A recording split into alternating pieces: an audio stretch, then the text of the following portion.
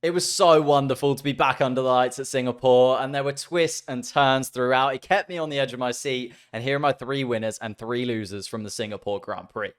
Starting with the winner himself, which has now been confirmed, is Sergio Perez. Started in second place and took the lead after a much better start than the rest of the grid on those intermediate tyres. Into turn 1, took the lead. Many saying that he wasn't that good and that Singapore is hard to overtake, so it was pretty easy for him, but I couldn't disagree more. He had so much thrown at him throughout this Grand Prix. He had so many safety cars to contend with. Just as he would start to get into a rhythm and start to make a gap at the front of the field, it was taken away from him time after time. On top of that, he had to defend well from Leclerc at times, as Leclerc statistically had the faster car on the weekend. He said it himself, it was his best performance in a Formula 1 car, and I'm inclined to agree with him, a well-deserved victory. Whereas on the other side of the garage, they'll be packing up the championship t-shirts as Max Verstappen had a horrible weekend for the first time in a while, really, and goes down as my first loser from this weekend's Grand Prix. On Saturday, it was disappointment as the team miscalculated the fuel consumption in Q3 and had to abort what looked to be a guaranteed pole position lap to start 8th on the grid,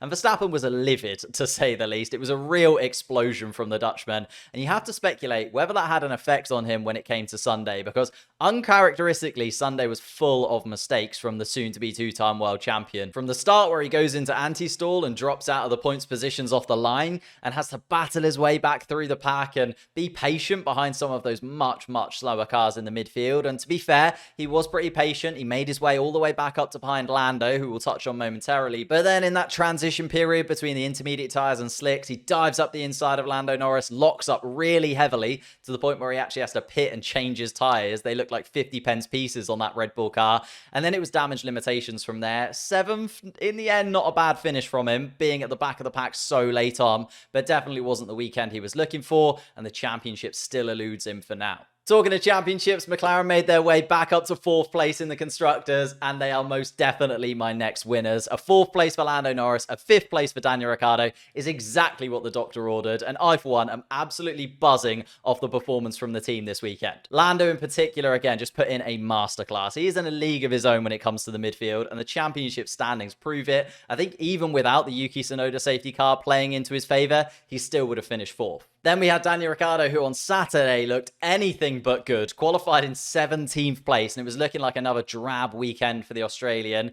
but it was such a clean race from him. Similar to Norris, gained because of that Yuki Tsunoda safety car, and then kept himself in 5th place and picked up solid points. Lando Norris is now basically confirmed to finish 7th in the championship, and Daniel Ricciardo all of a sudden is up into 11th place behind Valtteri Bottas, as the team also moves up to 4th in the Constructors' Championship.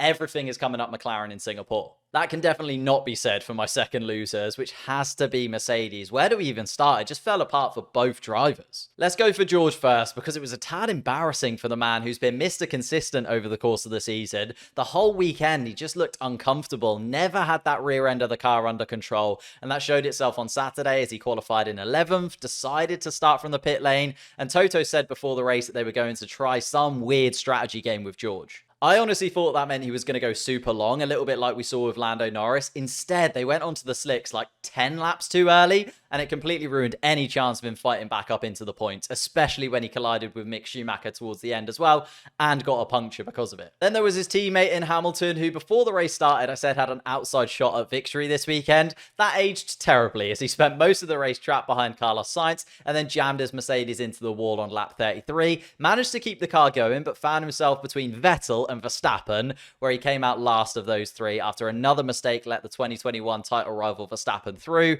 As Hamilton said, it was a pretty rubbish day, to be honest. My third and final winners, though, have to be Aston Martin, as they jump Haas and AlphaTauri in the Constructors' Championship into 7th place. I was hoping for a good weekend for Sebastian Vettel. It's his final Singapore Grand Prix, and for me, he's just one of the best we've ever seen under the lights in Singapore. Throughout his career, he's been incredible there, and he showed it again. Along with Stroll, who's got a reputation for getting it right in mixed conditions. I'm not 100% sold on that myself, but he did deliver this weekend in Singapore. So we have to congratulate the team, and if they can hold on to 7th place in the Constructors' Championship, then they'll finish in the same position they were last year.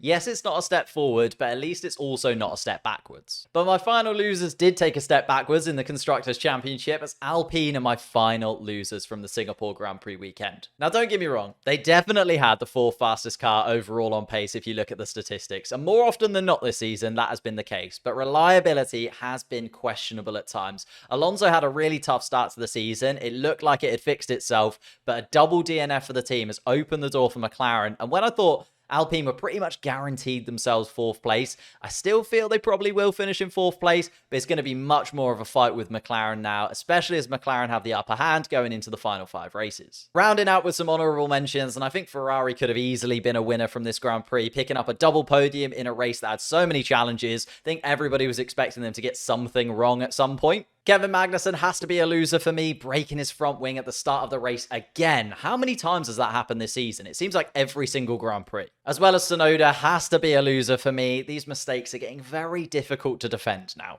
But that rounds up my winners and losers from the Singapore Grand Prix. It was so nice to be back under the lights. Leave me a comment down below with your winners and losers. Leave a like whilst you're down there. Subscribe to the channel if you're new, and I'll see you next time. Every win is special, but you know, I'm the type of guy that it's always working under the radar. I'm not making big noises out there.